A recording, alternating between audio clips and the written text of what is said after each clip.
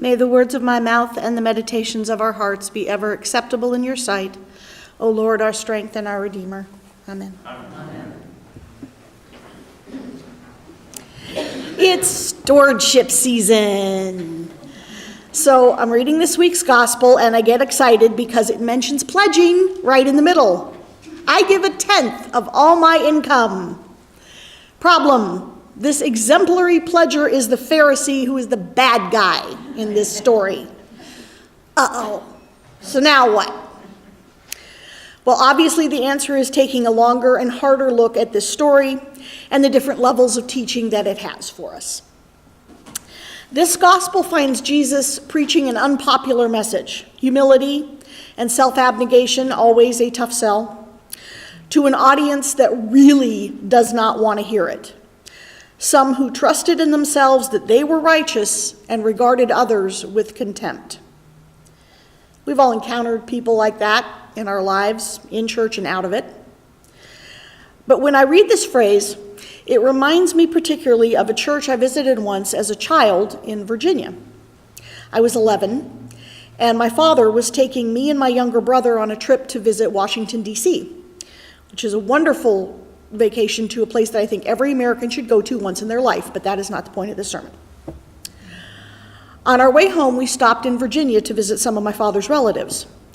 And while we were there, we attended service at a fairly large Episcopal church, whose name we will conveniently assume I have forgotten, in Richmond.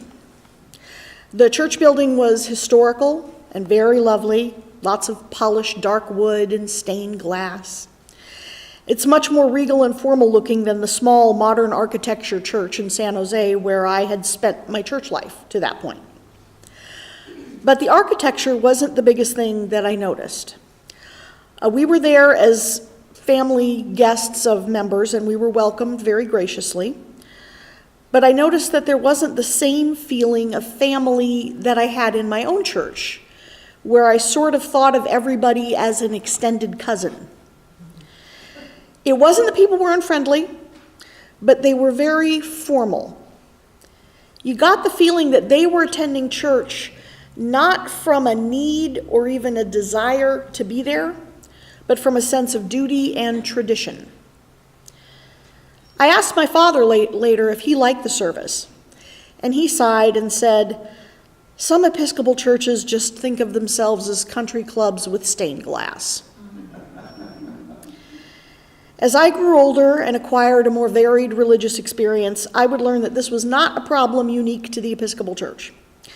There are all too many churches of all different kinds that see themselves as sanctuaries for the good people to escape from all the nasty, sinful, unworthy riffraff in the world at large. So the protagonists in our story this week are one of those good people, a Pharisee, Jesus' go-to character for representing how not to attain the kingdom of God, and a tax collector, one of the most despised people in the Jewish community at that time. Now, an interesting thing to know here is that although the Pharisee and the tax collector are different ends of the social acceptance spectrum, their financial circumstances were probably pretty similar. Tax collectors took their despised jobs because the Roman government compensated them well for it, and the dishonest ones skimmed the taxes they received on top of that. So both the Pharisee and the tax collector would have had nice homes and servants and money in whatever the biblical era equivalent of the bank was. So they were both in a position to be good pledgers. We know that the Pharisee tithed the 10% that's mandated in the Old Testament law because he announces it to everyone to hear. At that time, when men prayed in the synagogue, they prayed standing up with their head and hands raised to heaven like this. The tax collector does not pray that way. He is standing apart from the main group, huddled over with his face in his hands. He doesn't mention how much he gives. Could be he tithes too. Maybe he gives even more. Maybe he gives a little. Maybe he gives nothing. That's not what's on his mind. He is there to ask for mercy. We don't know what sins he is carrying with him at this point, what kind, how many. We just know that while the Pharisee is celebrating his worthiness to stand before God, the tax collector is deeply and exclusively aware of his unworthiness. When I read the Pharisee's words, I hear him thanking God for creating him so wonderfully pure and upright that, in effect, he doesn't actually need God. He is sufficient in himself. That is the great downfall of social privilege. Be it white privilege, male privilege, straight privilege, Pharisee privilege. When we receive affirmation and acceptance automatically, without having to struggle for it, the more likely we are to believe that we deserve it. We are really better than the other people. The tax collector, on the other hand, knows that he is completely dependent on the goodwill of God, that he needs God's mercy as much as he needs his next breath. So what does all this have to do with stewardship at St. Francis? I think it's this. The point of giving, both financially and in the time and talent we give to our individual ministries, is not to make us good people who are worthy of social admiration and acceptance. When I look at my own various forms of giving, I see that each meets a deep need for me, and that each extends God's mercy and love to me in a way that I wouldn't have without it.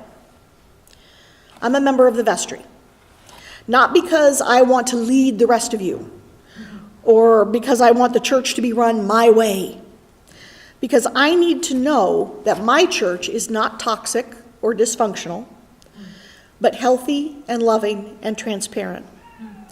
When I sit in the vestry meeting each month, I am reminded that St. Francis is a special, unique place in this diocese and in the Episcopal Church as a whole, and that the people here are the farthest thing from a country club with stained glass. I am reminded that I am lucky to be here. I work every week in the produce market, not because community outreach is a vital part of St. Francis ministry, although it is, and that would be reason enough, but because I thrive on the connection and fellowship that is the heart of the market. If you have never visited the produce market, come by some Tuesday morning, even if you don't want to buy any fruits or vegetables, although you'd be crazy not to because the prices are fantastic. Watch and listen to the volunteers and the customers as we work and fellowship together and experience a great well of friendship and connectedness that we all just draw buckets from every week. I am not happy or healthy when I am isolated. Nobody is. I need connection, and I joyfully find it there every Tuesday. I am a lay preacher. Not because I think I have a responsibility or a calling to teach the rest of you. Not even because I have a constitutional inability to shut up and I figure that we should at least all get some use out of that. Although that is my mother's opinion on the matter. But because I have questions that I desperately need the answer to, and because I need to explore and study the Bible deeply and thoughtfully in a focused way, as I've found I can only do when I am going to be preaching on this passage in 2 days. I need to figure things out about God and my relationship to him and my church, and talking about it with you lets me do that. I am the pledge secretary, not because it needs to be done and I'm pretty good at math, but because it fulfills a deep need in my life that I am going to figure out really soon. The dialectic structure I had going didn't work for everything. And I pledge, not because that's what good Episcopalians do, not because I see the church needs my money, although of course I see that, not even because God has given much to me and I have a duty to give back to him, although that's true, and that would be reason enough, but because I need this church. I need the emotional and spiritual home that I have here. I need the friendship and fellowship that I find here.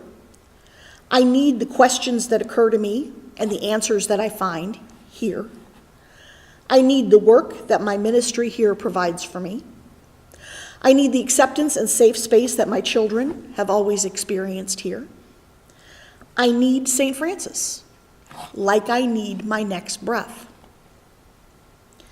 So this stewardship season, as you're thinking about what you give and what you have to give, look at the various ways that you contribute to St. Francis now, financially and through your various ministries.